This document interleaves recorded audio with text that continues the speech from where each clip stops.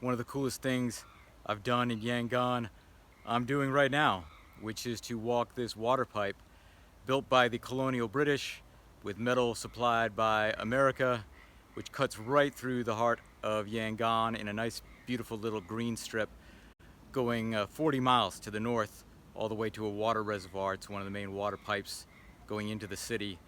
Locals like to use it to get from A to B and avoid the chaotic streets.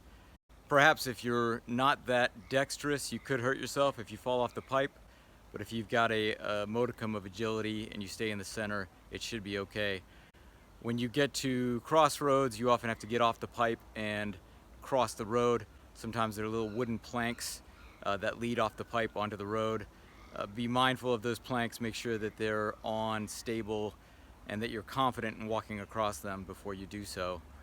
There are families living on the pipe, on some of the underpasses, people sleeping on the pipe. Basically, community is built around it.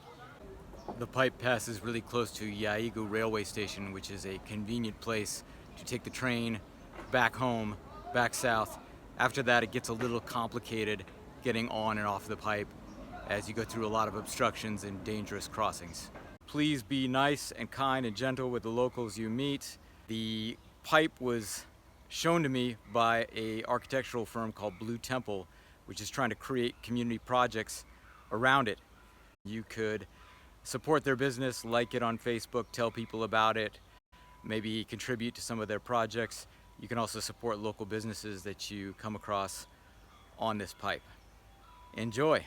This is a real chance to meet genuine locals in Yangon and have an in-city adventure while getting away from the chaotic traffic and noise of the streets. I'm Jonathan Legg in the heart of Yangon, Myanmar. There's more information on this walk, including GPS coordinates, on my website, jonathanlegg.com.